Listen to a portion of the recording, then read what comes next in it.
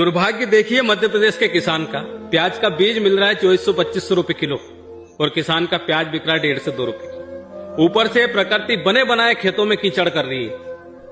प्याज का भाव जब बढ़ता है तो पूरे देश में महंगाई चरम सीमा पार कर जाती है। खाने में इनको प्याज चाहिए, सलाद में प्याज चाहिए, लेकिन किसान को उसके प्याज का दाम नहीं मिलना चाहिए। और जब खर्चे की बात आती है तो हम लोग कहते हैं कि मजदूर की मजदूरी भी बढ़ गई है। अरे कीचड़ में से सोयाबीन निकालने में मदद करे मजदूर, कीचड़ में प्याज लगाने में मदद करे मजदूर। ऐसा तो है नहीं कि मजदूर के लिए महंगाई कम हो गई है। मजदूर को 50 रुपए लीटर खाने का तेल मिल रहा है या 10 रुपए किलो शक्कर मिल रही है।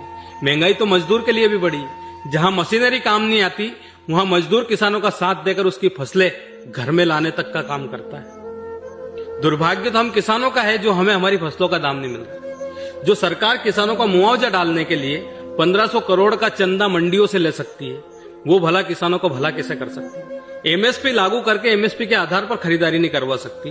वहां किसानों की फसलों का दाम गिरेगा नहीं तो क्या बढ़ेगा। और कुछ लोग कहते हैं कि किसान बिल पास नहीं होने दिया, नहीं तो किसानों को उनकी फसलों का दाम मिलता।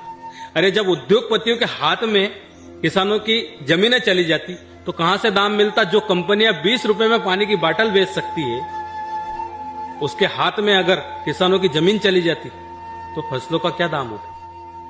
खाने का अनाज आज इतना महंगा होता है गरीब आदमी लेके नहीं खा सकता। जो सरकार विदेश में निर्यात स्थापित नहीं कर पा रही किसानों की फसलों का, वहां किसान की फसलों का दाम गिरना सिर्फ किसानों का लूटने का काम कर रही है सरकार। और जुमलेबाजी तो इतनी है कि पूछो ही मत। बस किसी तरह हमारे देश का किसान जाग जाए और अपना हक अधिकार मांग ले तो ही किसानों का भला हो सकता है।